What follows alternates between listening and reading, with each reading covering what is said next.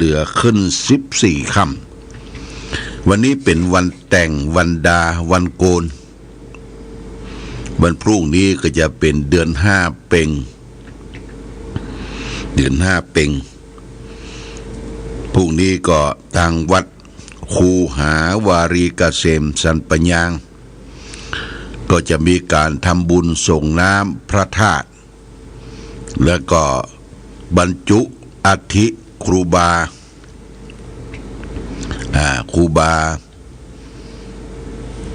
เกษรปรมัตถาจารย์ครูบากันธาณที่วัดที่เจดีย์ของวัดคูหาวารีเกษมสันปัญญางก็หลวงพ่อก็จะได้ไปร่วมก็เชิญญาติโยมท่านสาธุชนรู้จักมักคุ้นกับท่านพระครูเกษมศิลสัมบัน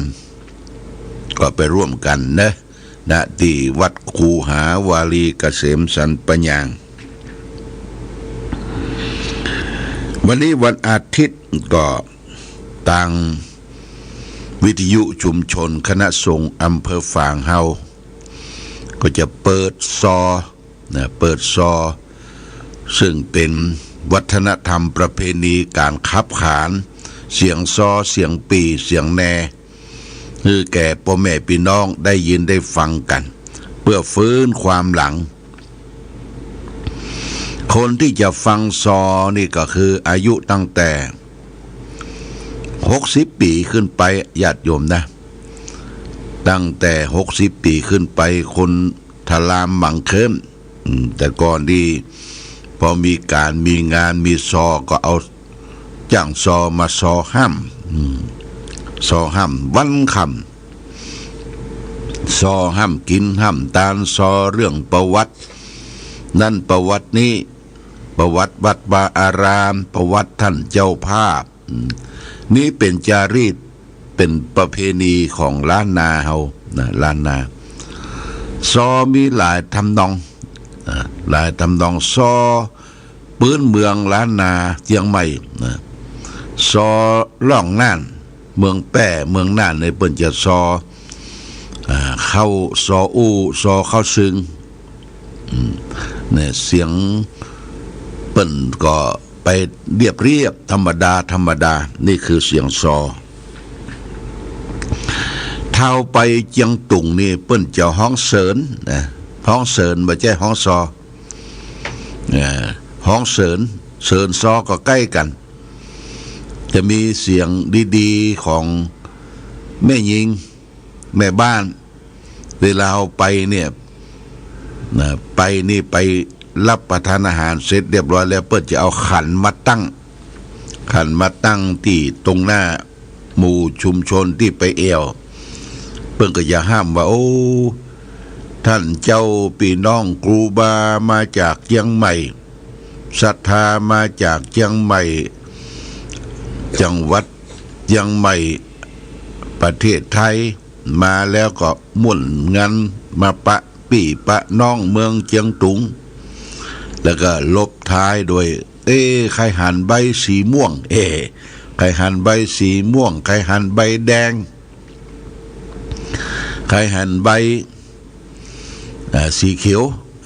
ยวก็คือใบเนี่ยใบปันน่ะญาติโยมเพิ่นจะเอาขันไว้ตรงกลางนั่นแล้วก็ส่วนมากศรัทธาที่ไปก็เอาใ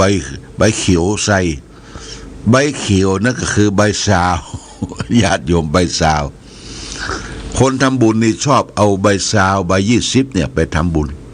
ทำเท่าใดซาวมันตึกขนาดตึกซาวมานักมาหลายก็ซาวคนการทำบุญทั่วไปมักจะใส่ใบ20ใบซาวถ้าใบ4 มนใบ500ใบเขียวใบปันนี่มักจะอยู่ที่ธนาคารบ่เอวไปไหนเด้อยิ่งหน้าหนาวนี่ลบอยู่ในธนาคาร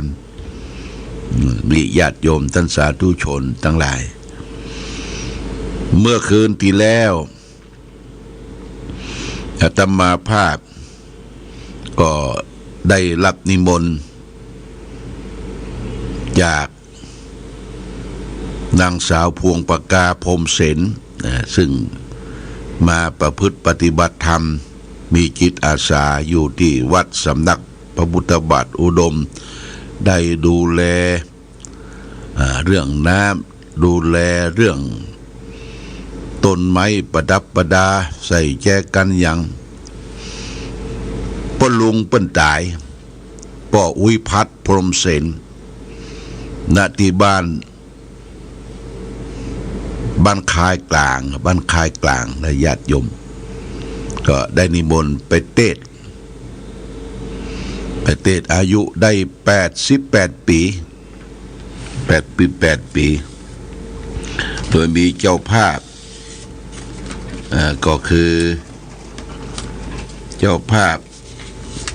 มีป้อสมพร ป้อพรพรหมเสนแม่มอนพรหมเสนพร้อมด้วยลูกหลานและศรัทธาไปฟังกันนักเมื่อคืนนี้นะเทศธรรมบรรยายก็การเทศเปิ้นก็เอาสตางค์เนี่ยใส่ขันส่วนมากจะเป็นสตางค์ใบซาวใบร้อยเป็นบางส่วนและเจ้าภาพเขาก็ใส่ใบสีเขียว3 ใบสีเขียวใบใหญ่เนอะโอ้โมทนาสาธุเมื่อเทศจบหลวงพ่อก็บรรยายว่าเดี๋ยวนี้ตามวัดพระพุทธบาทอุดมวิทยุชุมชนคณะสงฆ์อำเภอฝางของเฮาเครื่องเก่ามันพังมันลุไปบ่สามารถที่จะออกอากาศได้เลยให้ช่างยุทธช่างวิทยุได้ทำเครื่องใหม่ซื้อใหม่เปลี่ยนแปลงใหม่ขึ้นใหม่ต่อเสาใหม่ว่าต้องใจงบประมาณอยู่พอสมควร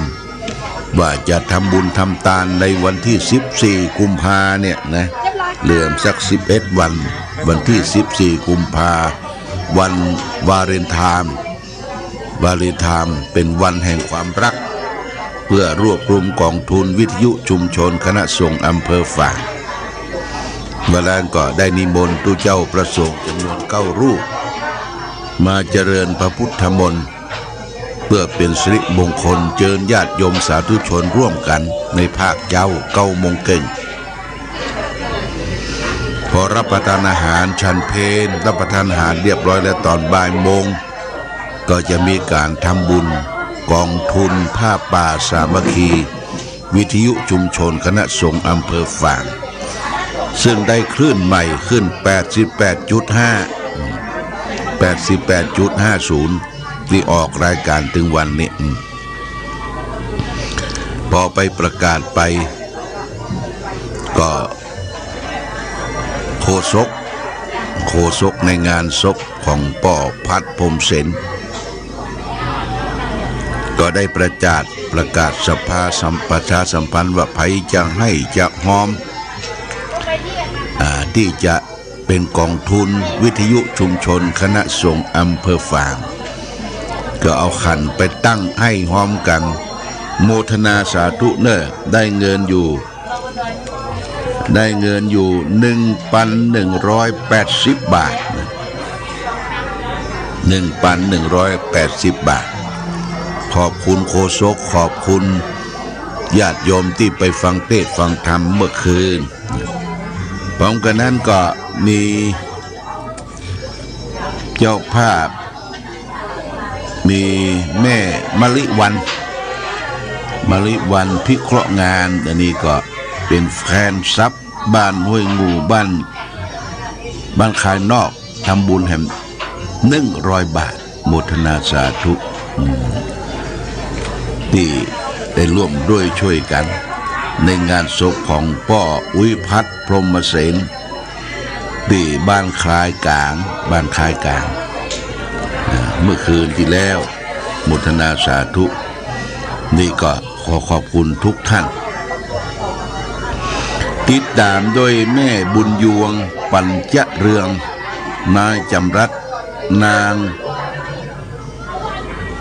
รุ่ง นางรุ่งวันผิวขาว นายประวินนางรุ่งเรืองวงอินอันนี้มาจากปุ่นบ้านร้องแยงห่างดง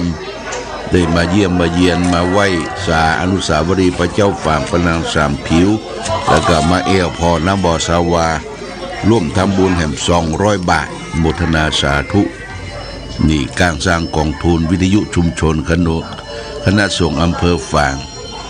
ก่อนการนั้นมาก็มีแม่มีพินชัยโยภาสบ้านปังปอย200 บาทแม่อีนามจ้อยปังปอย40 บาทแม่วันดีนามแสงปังปอย100 บาทนางสาวรจนานามแสงปทุมธานี50 บาทนางสาวจิรนันท์จมพลอยชลบุรี50 บาทนี่ก็ทางแม่ทางญาติโยมได้บริจาคให้หอมเป็นกองทุนไปคือนอกจากนั้นทางเวียงป่าเป้าก็มีป้อบุญธรรมแม่รัตนาสังคำฟันบ้านโป่งหนอง200 บาท200 บาทนี่ก็ต้องขอบคุณอนุโมทนาสาธุกับทุกท่านที่ได้ร่วมด้วยช่วยกันและท่านหนึ่งนะก็บ่ได้เอาชื่อมาอันนี้ก็ฝากมาหอมแม่อย่างนี้ฝากคุณละพีพันธ์เครือโยมานะนี่ขอบคุณเด้อมาในโอกาสนี้ที่เราได้ร่วมด้วยช่วยกันจะทำบุญกันวันที่14 กุมภาพันธ์วันเสาร์ที่14 กุมภาพันธ์เมื่อเราทำบุญแล้วชำระค่าเครื่องทรงเครื่องยังแล้วก็จะเหลือปัจจัยเป็นกองทุนเราเปิดบัญชีไว้หลายปีและญาติโยมที่ธนาคารกรุงไทยสาขาฝางเลขบัญชีก็532016103นี่เป็นบัญชีของกองทุนวิทยุชุมชนคณะสงฆ์อำเภอฝางญาติโยมที่ได้จัดวิทยุขึ้นมานี่ก็เพื่อประโยชน์แก่ท่านผู้ฟังเพื่อเป็นการประชาสัมพันธ์เผยแพร่ธรรมะคำสอนขององค์พระสัมมาสัมพุทธเจ้าซึ่งเป็นเรื่องสำคัญปัจจุบันนี้ญาติโยมเขาจะเดินเทศสันติออกไปเทศไปเทศนาธรรมเนี่ยมันยากมันลำบากถ้าออกเสียงตามวิทยุเนี่ยตามคลื่นเนี่ยมันง่ายญาติโยมไปซื้อเครื่องรับวิทยุทรานซิสเตอร์เนี่ย FM เนี่ยสักเครื่องสัก400-500แล้วก็ซื้อทานเนี่ยถ้าบ่ใจทานก็ใจไฟนะเปิดขึ้นที่เปิ้นตั้งไว้วันนี้ขึ้น 88.50 นะเปิดฟังได้ทั้งวันญาติโยมก็ได้ยินเสียงตุเจ้าพระสงฆ์เปิ้นเทศเปิ้นแสดงธรรมเปิ้นมีกิจการงานอันใดบอกว่าไกลเขาก็รู้จักบางทีเปิ้นเชื้อเชิญมาเขาก็ไปร่วมอย่างนี้เป็นสิ่งที่ได้ประโยชน์เป็นอย่างมากที่ฝากไว้วันที่14นะญาติโยมตอนเจ้าก็จะมีการพาถวายเจริญพุทธมนต์ก่อนถวายภัตตาหารเพลก็ได้รับความร่วมมือจากญาติโยมคุณกนกพิชัยนาบ้านห้วยงูในก็ว่าจะมาแปลงข้าวซอยรถเลิศข้าวซอยรถเลิศเมืองฝางเลี้ยงญาติโยมสาธุชนโดยทางวัดก็เตรียมสำรับกับข้าวไว้ 2-3 อย่างแบบบุฟเฟ่นี่ก็หมายความว่า